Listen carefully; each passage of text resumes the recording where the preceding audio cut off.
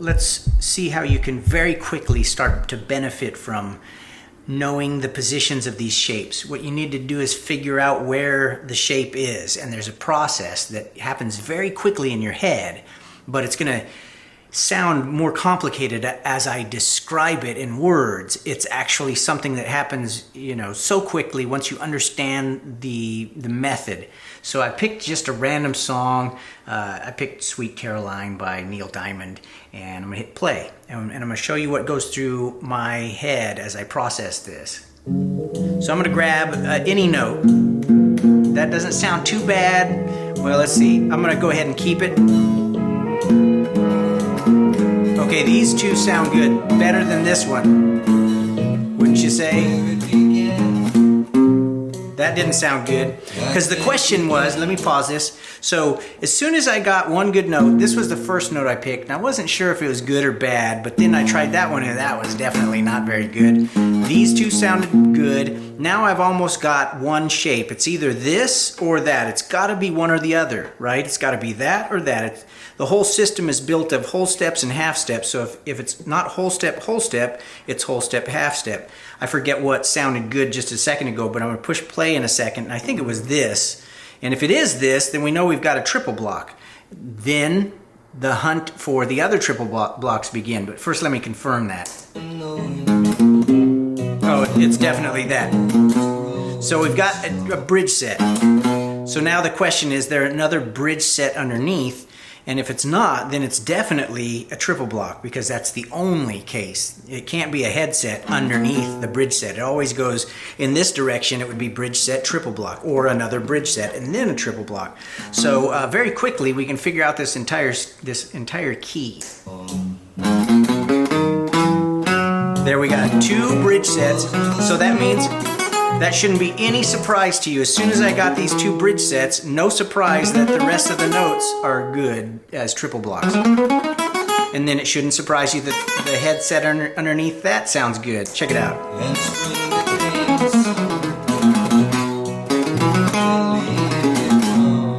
So I basically know the whole key.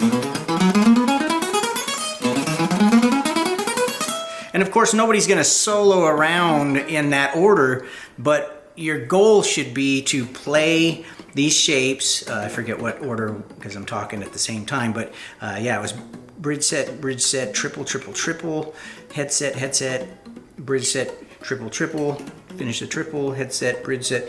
Nobody's going to solo in that manner, but what you should be trying to do is essentially memorize the pattern. Play through these columns enough times that you've got it down, and then start working on, let's see, instead of just going straight through like that, you're gonna wanna,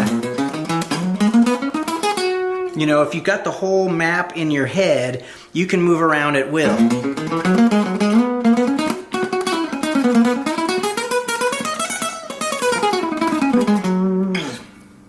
So learn the shapes, and they're like landmarks that speak to you. Let's try another one. All right, I picked Ed Sheeran, Photograph. One of my guitar students recently wanted to figure out that song, so it's on my mind. We're gonna push play. I don't know if that's a good one or a bad one. That sounds bad, so that means these two are good notes. So now the question is it this one or that one? Use your ear. Definitely not that. So as soon as we know we have a triple, the next is it a triple down here or is it a headset? It's got to be one or the other. Definitely not that didn't sound good. So we got headset. Now I know the whole pattern.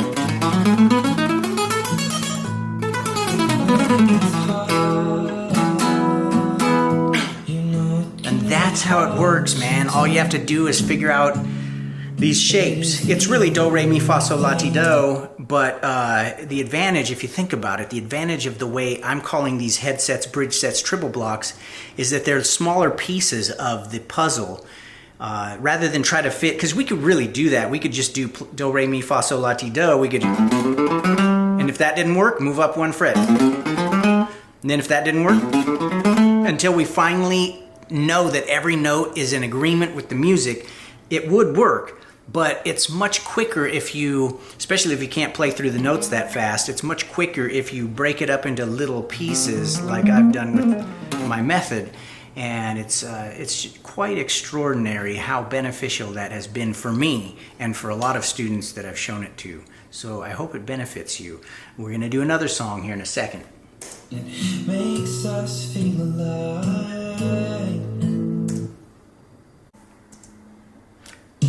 All right, so I picked another song, the Beatles, Something in the Way. And let's see, we got to figure out our first note.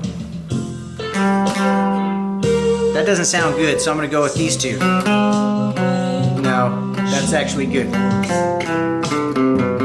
Sorry, I did that really quickly. As soon as I hit that one, I was like, no, that's not good. This is good. And then I just quickly ended up falling into, just out of habit, it's a headset right here. And then I quickly tested the next string. And if it hadn't been a headset up here, I would have done a triple. But it's one or the other, so you test them both. And I think one of the keys here is that you don't abandon what you've got. Like some people, unless you get frustrated enough, I guess, but as soon as you've got, a couple notes, don't let go of them. Don't jump somewhere else out of frustration that you can't figure it out. Keep what you've got.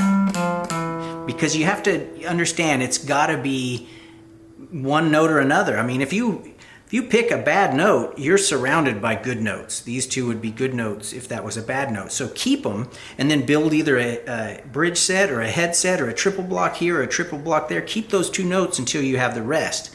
Then build your next set. I forget where we're at, but I'll do it again. That sounds all right. Yep, I got a triple block. And by the way, this song actually does a little trickiness. As you know, there are plenty of songs out there that play with the music in such a way, maybe changing keys or momentarily changing keys. But if that happens, it's just that the map momentarily moved and you would essentially figure it out for that new key, and then it's probably going to return back to that first key. But as you see, this can happen very quickly. Like within milliseconds, you can figure out where the key is. And then if the key does move in the middle of the song, just adjust for it, kind of go through the same process in milliseconds, figure out where that key went. And then, of course, if you play the song enough times, you become familiar with when that key change happens and where it goes, and then you're essentially not caught off guard. So.